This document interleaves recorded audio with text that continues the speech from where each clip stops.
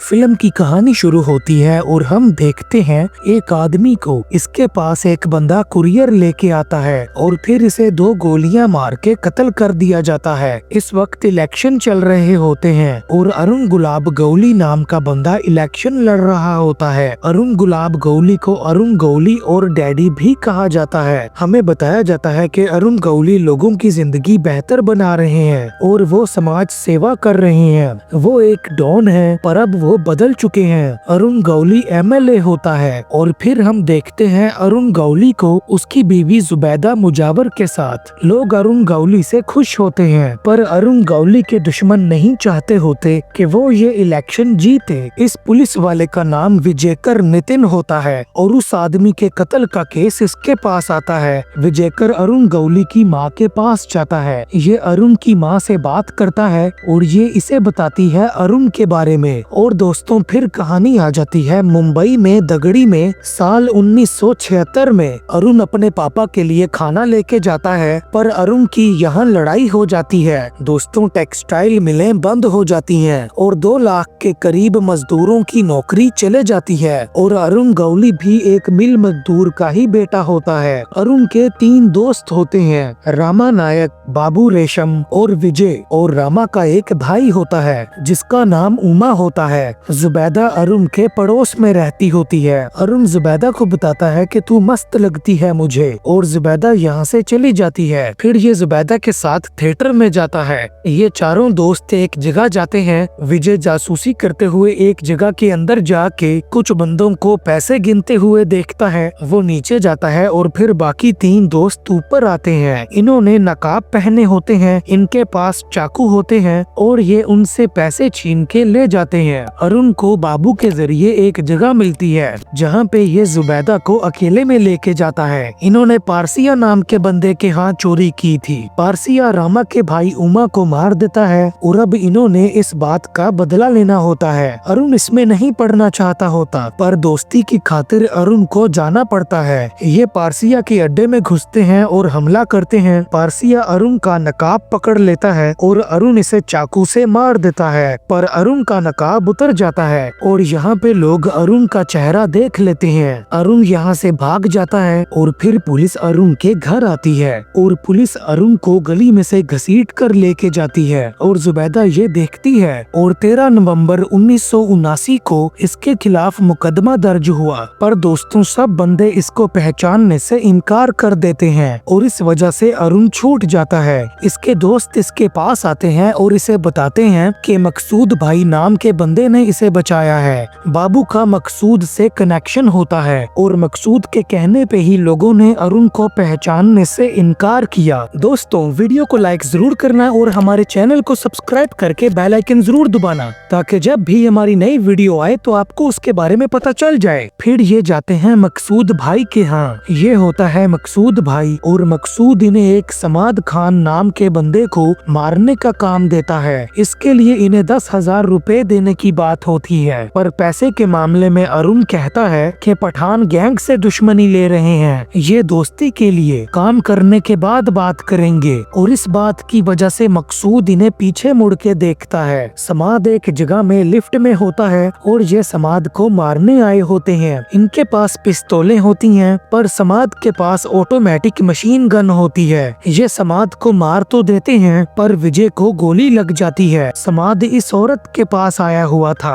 और समाद के मरने के बाद इसका बाबू से अफेयर चला। कहानी आ जाती है साल 2011 में जून के महीने में और ये इसी औरत के पास आया होता है। पुलिस वाले इससे समाद खान के खून की जानकारी मांगते हैं और ये बताती है कि समाद को मारने के बाद मकसूद ने इनकी तरफ दोस्ती का हाथ बढ़ाया। मकसूद इनको पैसे भेजता है पर बाबू इन पैसों में से विजय को हिस्सा नहीं देता क्योंकि बाबू के मुताबिक ये मारने गया था पर खुद जख्मी हो गया और ये चीज विजय को अच्छी नहीं लगती। अरुण बाबू को बताता है कि मकसूद को पैसे वापस करने हैं, किसी और के लिए काम नहीं करना। अगर इस लाइन में काम करना है तो बराबरी में बैठना है और अरुण के मुताबिक इन्हें यहाँ का हिस्सा मिलना चाहिए। डोक बाबू का रहेगा और ये अगड़ी पाड़ा पे राज करेंगे। दोस्तों डोक्स को बंदरगाह भी कहा जाता है और दोस्तों मकसूद को इस बात पे गुस्सा आता है। जुबैदा की एक हिल्डा नाम की दोस्त होती है। हिल्डा का अरुण पे दिल आया होता है, पर अरुण को जुबैदा पसंद होती है, तो इसलिए हिल्डा ने रामा के साथ अफेयर चलाया। रामा की शादी हो रही होती है, पर वो तो दूसरी तरफ हिल्डा के साथ होता है। बाबू एक कोठे पे होता है, वो नशे में होता है। वो कोठे पे एक लड़की को मारता है और वो लड़की जाती है मकसूद के पास। ये लड़की मकसूद की करीबी होती है। इसने पुलिस को फोन कर दिया था, जिस वजह से अभी बाबू जेल में होता है। पर दोस्तों, रात के वक्त में एक बंदा जेल में बम फाड़ता है। जिस जगह पे बाबू होता है वहाँ के दरवाजे का ताला तोड़ के अंदर आता है और दोस्तों, वो बंदा विजय होता है। विजय बाबू को गोली मारता है और फिर हथौड़ी से उसे मार देता है। मकसूद ने विजय को भेजा होता है, बावजूद इसके कि ये बाबू के बचपन का दोस्त होता है। शायद इसने बाबू को इसलिए मारा क्योंकि बाबू ने समाद खान वाले काम में इसको इसका हिस्सा नहीं दिया था। अरुण बाबू के कातिल के बारे में मकसूद से पूछता है और वो बताता है कि एक बंदा बाबू की लाश पे थूकने भी नहीं आया। सोचो वो कौन है। ये जाते हैं विजय के पास और दोस्तों, विजय मुस्कुराता है। ये विजय को मारते हैं और अरुण इसको गोली मार देता है। पर दोस्तों, तभी बाहर इन पे गोलियां चलती हैं। ये एक जगह पे छुपे होते हैं और जब विजयकर इनके पास आता है, अरुण इसकी टांग में गोली मारता है और इसे पकड़ के बाहर आता है। पुलिस वाले इनका एनकाउंटर करने आए होते हैं और अरुण हैरान हो जाता है क्योंकि पुलिस वालों के पीछे ये मकसूद के आदमी को देखता है। अरुण विजयकर के सर पे पिस्तौल चलाता है, पर पिस्तौल में गोली ही नहीं होती। रामा और अरुण भाग जाते हैं और इसके होश उड़े होते हैं। रानी के मुताबिक विजयकर ने विजय के कत्ल के लिए अरुण को गिरफ्तार इसलिए नहीं किया क्योंकि वो अरुण का एनकाउंटर करके प्रमोशन लेना चाहता था और अब इन्होंने मकसूद से टक्कर लेनी होती है। ये एक अशोक जोशी नाम के बंदे के पास जाते हैं। अशोक जोशी पुराना गैंगस्टर होता है जो कि अब भाईगिरी छोड़ चुका होता है, पर उससे इनको बंदूकें और 2 शूटर मिल जाते हैं। इसके पास एक न्यूमन नाम का शूटर होता है। न्यूमन मकसूद के पास होता था। इसे मकसूद के बहुत राज पता होते हैं, इसलिए मकसूद ने इसकी जुबान काट दी थी। ये रानी को अरुण के खिलाफ गवाह बनने का कहता है और ये रानी की हिफाजत की जिम्मेदारी लेता है। जुबैदा इसको एक जगह बुलाती है और ये कहती है कि अरुण उतना ही बुरा है जितना तू। फिर कहानी वक्त में पीछे आ जाती है। अरुण का कोई ठिकाना नहीं होता। अरुण जुबैदा से मिलता है और वो बताती है कि इसका बाप इसकी शादी कर रहा था, पर ये शादी से भाग गई और ये अरुण से शादी का पूछती है और दोस्तों, ये दोनों शादी कर लेते हैं। रामा इनके लिए एक घर का इंतजाम करता है। एक बच्चा जुबैदा को फूल देकर जाता है और अरुण बाहर मकसूद की गाड़ी देखता है। अरुण ने मकसूद को छोड़ दिया, लेकिन मकसूद ने अरुण को नहीं छोड़ा। रामा अरुण से मकसूद के साथ दोबारा जोड़ने की बात करता है क्योंकि ये आगे बढ़ना चाहता होता है। ईद आती है, अरुण और मकसूद मिलते हैं क्योंकि अंडरवर्ल्ड के कानून में त्योहार के दिन दुश्मन दोस्त की तरह मिल के समझौते की कोशिश करते हैं। मकसूद बताता है कि हफ्ते सुपारी में कुछ नहीं रखा,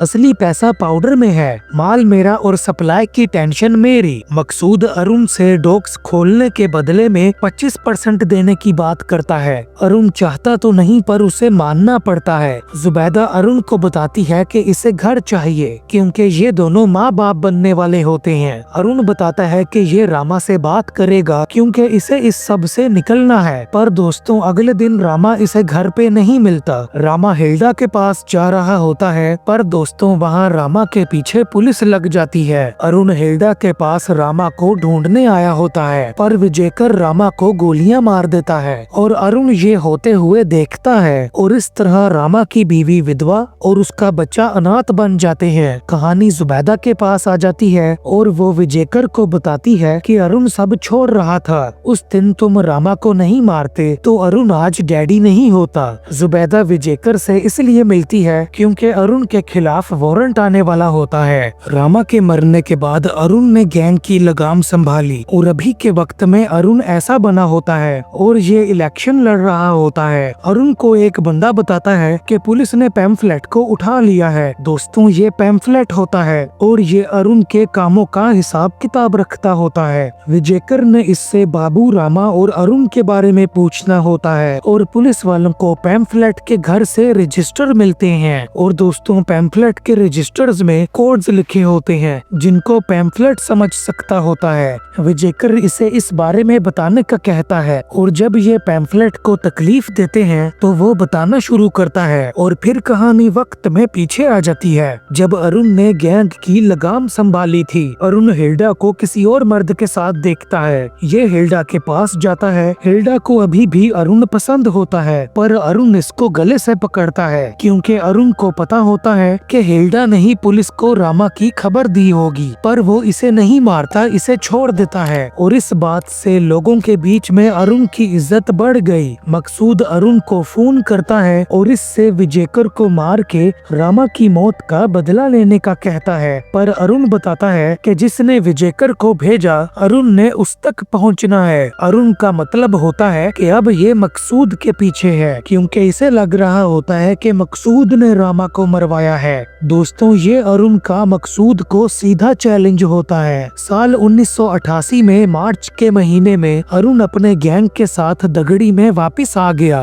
दोस्तों, दगड़ी में ही शूटर तैयार हो रहे होते हैं और जहां शूटर्स की ट्रेनिंग होती है वो जगह फ्लोर के नीचे अंडरग्राउंड होती है। पैम्फलेट अभी डरा होता है। अरुण सिर्फ दगड़ी के लड़कों को अपने गैंग में भर्ती करता है। अरुण का एक साथी होता है जिसका नाम सदा होता है और अब ये मकसूद के खिलाफ जाने का सोच लेता है ताकि इसका गैंग ताकतवर बने। ये एक बंदे को मरवाता है जो कि मकसूद का फिल्म फाइनेंसर होता है। फिल्म फाइनेंसर यानी कि फिल्म पे पैसा लगाने वाला, और ये हुआ था साल 1988 में जून के महीने में। और इस तरह इसने साल 1988 में जुलाई के महीने में मकसूद के हथियारों के डीलर को मरवाया और इसी साल में अगस्त के महीने में गिरदार त्यागी को मरवाया जो कि हवाला एजेंट होती है। और फिर अरुण के यहाँ एक बेटी पैदा हुई जिसका नाम गीता रखा गया। फिर अरुण के कहने पे कुछ बंदों पे हमला होता है और अरुण यहाँ पे एक बंदे से मकसूद को ये बताने का कहता है कि हम आ रहे हैं उसके लिए। मकसूद एक सौतिया नाम के शूटर को बुलवाता है और ये जरा सर फिरा किस्म का बंदा होता है। मकसूद सौतिया से अशोक जोशी को मरवाता है और अरुण के घर मिठाई के डब्बे में उसकी उंगली भिजवाता है और ये अंगूठी से पहचानते हैं कि ये अशोक जोशी की उंगली है। अरुण अपनी फैमिली पे ज्यादा ध्यान दे रहा था और फिर अरुण अपने साथियों के साथ मकसूद पे हमला कर देता है। यहाँ गोलियां चलती हैं, दोनों तरफ बंदे मरते हैं पर मकसूद और अरुण दोनों बच जाते हैं। पैम्फलेट के मुताबिक इस हमले के बाद अंडरवर्ल्ड में अरुण का सिक्का चलने लगा। सदा यहाँ पे वकील के साथ आता है पैम्फलेट को ले जाने के लिए। विजेकर सदा से पूछता है कि मकसूद पे हमला करने के बाद डैडी ने क्या किया और ये बताता है कि डैडी अपनी फैमिली के साथ रत्नागिरी में था और कहानी इसी वक्त में आ जाती है। पर दोस्तों, यहाँ सोतिया आता है और इसके साथ बंदे भी होते हैं। एक बंदा गोली चलाता है पर डैडी के आगे कोई और आ जाता है जिसे गोली लगती है। यहाँ भाग दौड़ मच जाती है और यहाँ गोलियों का मुकाबला शुरू हो जाता है। सोतिया ऑटोमेटिक गन लाया होता है और यहाँ पे बहुत गोलियां चलती हैं। दोस्तों, अरुण अपने गैंग की वजह से बच जाता है पर इस हमले में अरुण का अपना भाई मारा जाता है। त्योहार, फैमिली, परिवार, मकसूद ने अंडरवर्ल्ड के ये भी असूल तोड़ दिए। सदा के मुताबिक विजेकर ने ही अरुण की खबर मकसूद को दी और वकील बताता है कि सब जानकारी है कि किसने मकसूद के इंडिया से भागने का इंतजाम किया। दोस्तों, मकसूद एक पुलिस वाले का बेटा होता है। विजेकर ने इसे बताया था कि सरकार की पॉलिसियां बदल गई हैं और गुंडों वाले केसों पे टाडा लगने वाला है और फिर जमानत भी नहीं हो पाएगी। और दोस्तों, विजेकर ने मकसूद को दुबई भगा दिया पर टाडा के बहाने पुलिस वाले दगड़ी में घुसे। वहाँ उन्हें अरुण मिल गया और अरुण को जेल में बंद कर दिया गया। सदा बताता है कि अरुण खुद जेल जाना चाहता था क्योंकि उसे पता था कि जेल में उसे सबसे कम खतरा है। जेल में अरुण के लिए खाना आता है। अरुण उस खाने में से एक हड्डी में छुपी हुई चरस निकालता है और उसे पीता है। और दोस्तों, सौतिया भी अरुण वाली जेल में ही आ जाता है। जुबैदा अरुण से मिलने आती है और अरुण इसे बताता है कि मकसूद ने अपना बंदा अंदर भेजा है इसे मारने के लिए और कहता है कि मुझे यहाँ से बाहर निकाल। दोस्तों, जेल में अरुण सुकून में नहीं होता। साल 1993 में बम्बई में हिंदू मुसलमान वाले दंगे हुए थे। अरुण ने एक लड़के की कमर पे लिख के ये हुक्म निकाला कि दगड़ी और चिंच पोकली में दंगा नहीं करना। हमारा झगड़ा किसी जात या धर्म से नहीं है, मिल के रहना है। है। अरुण को पता था कि उसे दगड़ी को बचा के रखना है। और दोस्तों, अरुण ने हमेशा अपने लोगों के बारे में सोचा, जेल में रह के भी। अरुण के सर पे सौतिया का खतरा भी होता है। सदा अरुण के पास इसकी जमानत के कागजात लेके आता है, पर अरुण कागजात पे साइन नहीं करता। अरुण बताता है कि अगर ये जेल से बाहर आया तो इसे मार दिया जाएगा।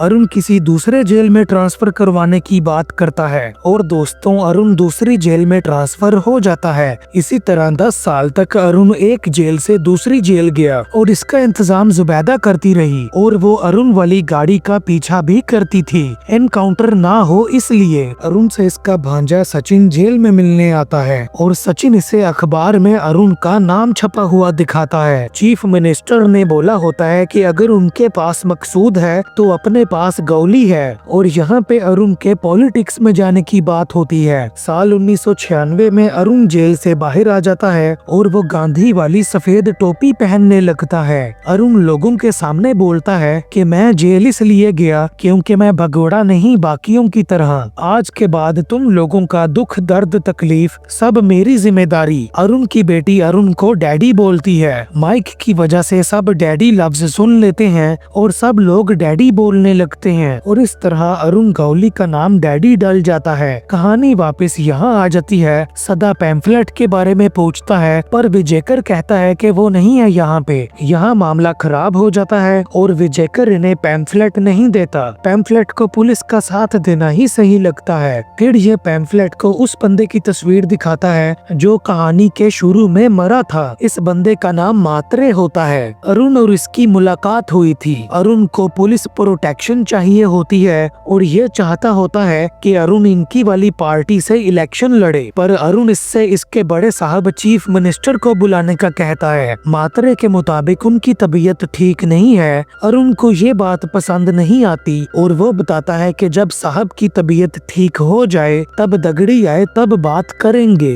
अरुण अपने भांजे को बताता है कि ये लोग अभी भी मुझे गैंगस्टर समझते हैं, इसीलिए मुझे उम्मीदवार बनाते हैं पर मेरे साथ बैठ नहीं सकते। और मात्रे को अरुण की ये हरकत पसंद नहीं आती और यहाँ से अरुण और मात्रे की दुश्मनी शुरू हो जाती है। सदा अरुण को पैम्फलेट के पुलिस को जानकारी देने के बारे में बताता है पर अरुण इससे कहता है कि सब भूल के इलेक्शन जीतने पे ध्यान दो। ये अरुण का वकील होता है। दोस्तों, विजयकर अपनी टीम के साथ बिना वारंट के दगड़ी में आ जाता है। वो गुस्से में होता है और वो अरुण पे पिस्तौल तान देता है और अरुण कहता है ठोकने आया है मेरे को, यही है अपना पुलिस एनकाउंटर स्पेशलिस्ट। दोस्तों, इसने किसी बड़े अफसर को अरुण के पास जाने के बारे में नहीं बताया, इसलिए इसको अपने अफसरों से बातें सुननी पड़ती हैं और अरुण इस बात को अपने फायदे के लिए इस्तेमाल करता है। ये पैम्फलेट से मिले रजिस्टरों में लिखे हुए कोड्स को क्रैक करके अरुण के खिलाफ सबूत इकट्ठे कर रहे होते हैं। दोस्तों, इस बंदे पे अपनी गर्लफ्रेंड को मारने का मुकदमा होता है। इसे लालच दिया जाता है कि विजयकर 2 साल में इसे जेल से निकालेगा, बदले में ये पुलिस के लिए काम करे। अरुण एमपी का इलेक्शन लड़ रहा होता है। अरुण अपनी बीवी के साथ गाड़ी में होता है कि पुलिस भी इसके पीछे होती है। रास्ते में इन्हें रुकना पड़ता है कि पीछे वही बंदा आकर गाड़ियों पे गोलियां चलाता है और इस बहाने पुलिस वाले गोलियां चलाते हैं और ऐसे चलाते हैं कि मानो जैसे जैसे इन्होंने इस बहाने अरुण को गोलियां मारनी होती हैं। पर अरुण और जुबैदा ने रास्ते में गाड़ी बदल ली थी और इनकी जगह कोई और आ गया। सदा मर गया और अरुण पोलिंग बूथ पे पहुंच गया। उसने वोट डाला और दोस्तों, अरुण एमपी बन जाता है। अरुण जाता है पार्लियामेंट में और वहाँ एक आदमी अरुण के खिलाफ बोल रहा होता है। अरुण जहाँ बैठता है उसके पास से लोग उठ जाते हैं। विजयकर भी यहीं पे होता है। अरुण पार्लियामेंट के स्पीकर को बताता है कि इसके दुश्मन हैं, इसलिए इसे पुलिस प्रोटेक्शन चाहिए। पर दोस्तों, एक बंदा इसके खिलाफ बोलता है और अरुण के दोबारा बोलने पे मात्रे इसके खिलाफ बोलता है। अरुण बताता है कि मैं तो बदल गया पर तुम बदलने नहीं देते। मात्रे दोबारा बोलता है और सब लोग अरुण के खिलाफ खड़े हो जाते हैं और अरुण मात्रे को इशारा करके यहाँ से जाता है। और दोस्तों, विजयकर के मुताबिक अपनी इस बेइज्जती की वजह से अरुण ने मात्रे को मरवाया। अभी ये अदालत में होते हैं और अरुण पे मात्रे के कत्ल का केस चल रहा होता है। अरुण अपने आप को बेगुनाह बताता है। रानी अरुण के खिलाफ गवाही देने आती है। पैम्फलेट आता है, वो अरुण के खिलाफ गवाही देता है। वकील एक पिस्तौल दिखाता है जिससे मात्रे का कत्ल हुआ था और पैम्फलेट बताता है कि ये पिस्तौल गौली की ही है। अरुण के केस के बारे में न्यूज़ पे भी आ रहा होता है और दोस्तों पुलिस उसी बंदे को मात्रे का कातिल बता के पेश करती है। ये वही होता है जिसको पुलिस वालों ने अपने काम के लिए तैयार किया होता है। जो लड़की मात्रे के कत्ल के वक्त वहाँ मौजूद थी, इसने कातिल का चेहरा नहीं देखा था, पर वो इसे कातिल बताती है और ये बताता है कि इसने अरुण के लिए काम किया है और वो अरुण की पहचान भी करता है। बस आप ऐसे समझ लो कि पुलिस झूठे गवाह पेश करती है। अरुण के केस में 5 जज बदलते हैं। ऐसे मानो कि जैसे काफी लोग होते हैं जो चाहते होते हैं कि अरुण ये केस ना जीते। अरुण का फैसला होने वाला होता है, इसे बोलने का मौका दिया जाता है और वो बताता है कि जब उसने गलत किया था तब इसने सजा काटी थी, पर अब इसने कुछ अच्छा करना है। जज बोलती है कि मुझे तुम्हें सजाए मौत देनी चाहिए, पर मैं तुम्हें उम्र कैद देती हूँ। और दोस्तों विजेकर ये सुनकर खुश होता है और इस तरह पुलिस झूठे गवाह और सबूत पेश करके अरुण को जेल भिजवाने में कामयाब हो जाती है। दोस्तों विजेकर रिटायर नहीं हो रहा था, उसने अरुण को जेल भिजवाना था जो कि अब उसने भिजवा दिया और अब विजेकर रिटायर होने वाला होता है और फिर हमें असली वाला अरुण गौली दिखाया जाता है। आप इसके बारे में इंटरनेट पे सर्च कर सकते हैं। हम अरुण को कहते हुए सुनते हैं कि आदमी की कीमत घट गई, जमीन की बढ़ गई। जो जमीनें खाली करवाने में हमने अपना खून बहाया, उन पे बिल्डिंग किसने बांधी? उनमें बैठा कौन है? लीडर बैठा है, बिजनेसमैन बैठा है। वो ऊंची बिल्डिंग में बैठ के आप मुझे नीची नजर से देख के बोलते हो ये गुंडा है। हमें लिखा हुआ नजर आता है कि साल 2012 में अगस्त में अरुण को उम्र कैद हुई थी। अरुण अभी भी अपने आप को बेगुनाह बता रहा है और वो अपनी अपील का इंतजार कर रहा है और इस तरह इस फिल्म का एंड होता है। दोस्तों वीडियो को लाइक जरूर करना और हमारे चैनल को सब्सक्राइब करके बेल आइकन जरूर दबाना, ताकि जब भी हमारी नई वीडियो आए तो आपको उसके बारे में पता चल जाए। और अगर आपने इसी तरह की और वीडियोस देखनी है तो लेफ्ट या राइट जोन सी मर्जी वीडियो को क्लिक कर लो।